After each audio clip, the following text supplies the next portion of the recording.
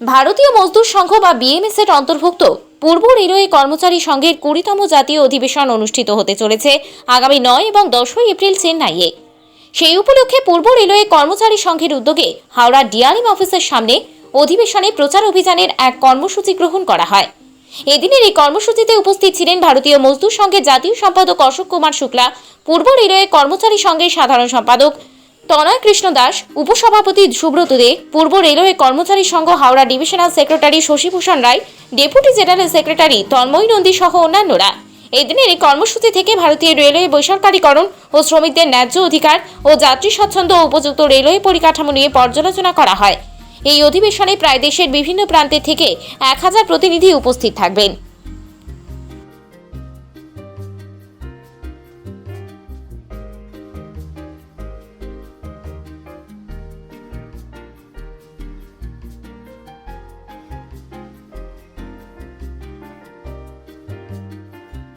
भारतीय मजदूर संघ से संबद्ध भारतीय रेलवे मजदूर संघ, जिसका कि पूर्वी रेलवे कर्मचारी संघ एक एफिलिएट संगठन है, इसका अधिवेशन Akhil Bharatiya conference all India conference Chennai में 9 और 10 अप्रैल 2022 को संपन्न हो रहा है। उसी संबंध में संपूर्ण रेलवे पर भारतीय मजदूर संघ के भारतीय रेलवे मजदूर संघ के पदाधिकारियों का प्रवास चल रहा है। कल मैं खड़गपुर में था, आज मैं हावड़ा में हूँ। वहाँ पर संपर्क में सभी जगह पर कर्मचारियों की समस्याएं, वहाँ पर आने वाले प्रतिनिधियों के बारे में चर्चा और आगे के एक्शन के बारे में भी चर्चा की जा रही है। हम लोग 9 और 10 अप्रैल को चेन्नई में एकत्रित होंगे।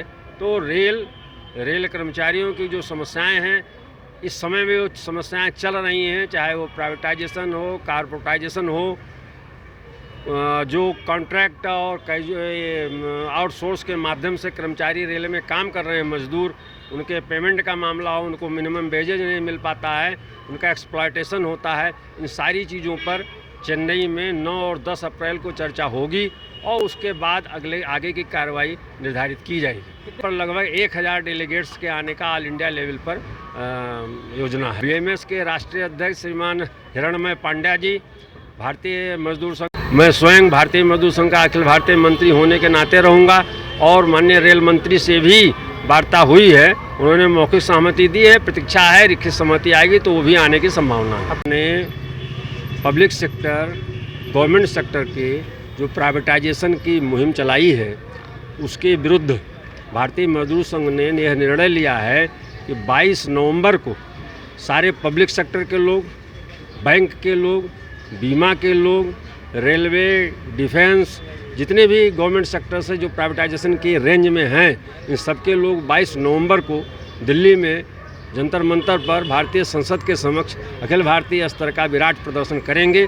इस जो चेन्नई में अधिवेशन हो रहा है, इसमें उसकी भी तैयारी के बारे में और अधिकतम संख्या में रेल के कर्मचारियों को उपस्थित होने के बारे में प्रमुख रूप से चर्चा होगी। সমাবেশের কারণ হচ্ছে যে আমাদের ভারতীয় রেলওয়ে মজদুর সংঘ, এটা বিএমএসেরই একটা সংগঠন। তো আমরা আমাদের সর্বভারতীয় 20তম অধিবেশন চেন্নাইতে আমরা অনুষ্ঠিত করতে চলেছি। সেই অধিবেশনের প্রচার অভিযানে আমাদের সাথে সামিল হয়েছেন আমাদের জাতীয় সম্পাদক আমাদের অশোক শুক্লাজি এসছেন এবং উনি কালকে খড়গপুরে ছিলেন, আজকে হাওড়াতে আছেন, আগামীকাল দিল্লি যাওয়ার প্রোগ্রাম আছে। তো এইভাবে আমরা সারা ভারতবর্ষে বিভিন্ন জায়গাতে রেল কর্মচারীদের স্বার্থে আমরা প্রচার চালাচ্ছি, যাতে আমাদের এই যে অধিবেশন হবে, অধিবেশনের মূল বক্তব্য আমরা যাতে রেল মন্ত্রক বা আমাদের যারা প্রশাসনিক আধিকারিক তাদের কাছে তুলে ধরতে পারি। এই প্রচেষ্টার জন্য রেলের শ্রমিকদের সমস্ত সমস্যা সমস্ত কিছু নিয়ে আমরা আমাদের অধিবেশনে আলোচনা করে আমরা সেই আলোচনার যে সমস্ত বিষয়বস্তু নিয়ে আমরা আমাদের প্রশাসনিক সর্বভারতীয় স্তরে আমরা সেটা পৌঁছে দেব, এই আমাদের বক্তব্য। আমাদের যেগুলো নির্দিষ্ট যে শিডিউল আছে তার মধ্যে নিশ্চয়ই এটা থাকবে, কারণ প্যাসেঞ্জাররাই হচ্ছে আমাদের রেলের সম্পদ। সুতরাং প্যাসেঞ্জারদের কোনো বিষয়ে যদি সমস্যা থাকে আমরা নিশ্চয়ই আলোচনা করব। তবে আমাদের এটাই মূল বক্তব্য থাকবে যে রেলের পরিকাঠামো উন্নয়ন থেকে শুরু করে রেলের সার্বিক উন্নয়ন যাতে হয়, সেই ব্যাপারে আমাদের সংগঠন সহযোগিতা পূর্ণ করবে এবং যাতে রেলের শ্রমিকদের কোনো সমস্যা না হয় সেই বিষয়ে আমরা প্রশাসনের দৃষ্টি আকর্ষণ করব। রতলমে হয়েছিল 19তম অধিবেশন, সেইটা ম্যাক্সিমামটাই আমরা আমাদের প্রশাসনিক স্তরে জানিয়েছি। কিছু কিছু সমস্যাও সমাধানও হয়েছে এবং আমরা সেইগুলো এখনও আমরা প্রসেস চালাচ্ছি। আমাদের যেহেতু প্রশাসনিক আধিকারিকদের সাথে একটা সবসময় একটা কোরিলেশন থাকে, সুতরাং এই প্রসেসটা সবসময় চলতে থাকে। चेन्नई अधिवेशन हम लोग राष्ट्रीय अधिवेशन है बीआरएमएस की तरफ से, उसी के लिए हम लोग एकत्रित हुए हैं। पूरा ईस्टर्न रेल पूरा मतलब गोटा देश हम लोग एकत्रित हुए हैं। ऐसे जो एक मंच पे एक तरह से जब मिलेंगे, एक विचार होगा, वहाँ पे जो है संपन्न लोग पूरे देश के वरिष्ठ लोग जुटेंगे उसके बाद जो है रेल बोर्ड को, रेल मंत्रालय को हम लोग सूचित करेंगे क्या क्या समस्याएं हो रही ज़मीन पे, मतलब छोटे स्तर पे एम्प्लॉय कहाँ कहाँ फेस कर रहा है और ऊपर स्तर पे कहाँ सुनवाई हो रही, कहाँ नहीं हुई, उस एक ही मंच पे इसकी बात वार्तालाप अच्छे से होता है। पिटीशन को लेके हम लोग तो आगे से ही इसका विरोध कर रहे हैं। 28 अक्टूबर को भी हम लोग ने किया था, जब सारे लोग बैठे हुए थे। हम लोग ने यहाँ पे DRM ऑफिस में, पूरा देश में हम लोग ने किया था। पूर्वोत्तर रेलवे हर अपने जोनल ऑफिस में, अपने मंडल स्तर पे, हर जगह ब्रांच स्तर पे हर जगह किया था।